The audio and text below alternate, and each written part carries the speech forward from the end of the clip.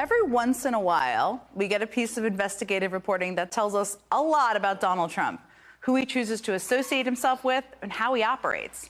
And on Sunday, the New York Times posted one of those stories, and boy, was it a doozy. This Times report was just about one of the 143 pardons and commutations that Trump granted on his last day in office. One given to a guy named Jonathan Braun, courtesy of Jared Kushner. And I want to tell you the story of this guy because, as I said, this one story tells us a lot about how Trump operated as president and also how we can expect he would continue to operate if he was to win a second term.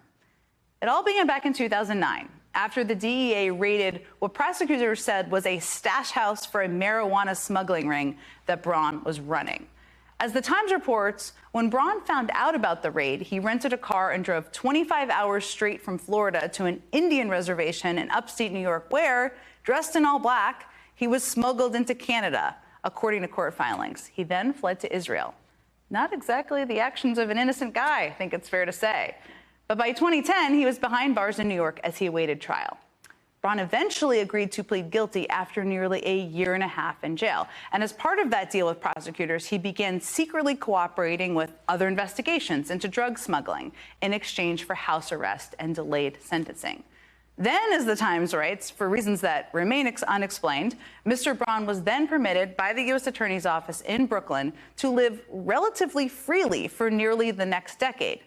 And that's when he was able to turn his focus to an enterprise rife with cash and threats, providing loans to struggling small businesses that often had nowhere else to turn. This, as you probably know, is commonly known as predatory lending, or as some law enforcement officials might call it, loan sharking, giving vulnerable small businesses money very quickly, but on the condition of exorbitant interest rates. And with Braun, those interest rates were sometimes greater than 1,000%. And if those loans weren't paid in full, Braun often followed up with threats of violence. Among those he threatened was a real estate developer who said Braun told him, quote, "I will take your daughters from you." Another borrower said in an affidavit that Braun told him, "Be thankful you're not in New York because your family would find you floating in the Hudson." And according to the Times report, Braun told a rabbi who owed him money, "I'm going to make you bleed." Nearly a decade after Braun was charged in the drug case, prosecutors finally scheduled his sentencing. And during this process, accusations of his violent threats were filed on the docket of the judge overseeing the case, of course, leading that judge to sentence Braun to 10 years in prison. Now, while he was serving his sentence, the U.S. Attorney's Office in Manhattan was trying to build a wide-ranging criminal fraud case focused on predatory lenders, the world that Braun had spent the last decade working in. So Braun was kind of the perfect candidate to serve as a cooperator to aid prosecutors. And according to the Times, when he was approached with an opportunity to get out of prison, he made it clear he would do anything the government asked him, including wearing a wire to record calls with his former business partners. But, as the Times also explains, what the prosecutors did not know was that Braun, his family, and allies were pursuing an entirely different effort to help him regain his freedom through the White House's clemency process. And among the channels that they were exploiting was a tie to the Kushner family. Yes, that family. See, according to the Times, Braun had gone to school with Jared's younger sister, and their fathers had known each other for years.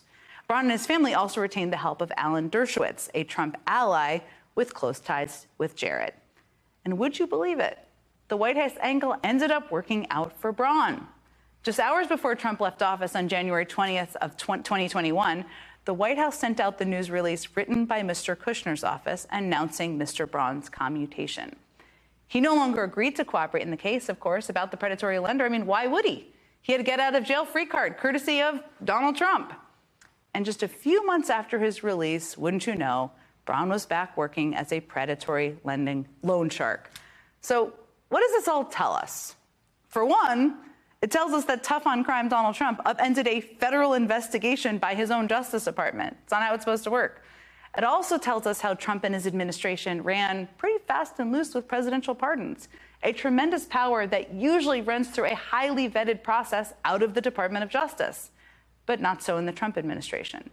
You may have heard this line before, but there's this old quote that goes, "For my friends, everything. For my enemies, the law." That is how Donald Trump has operated. And that is how he will continue to operate if he ever gets the levers of government again.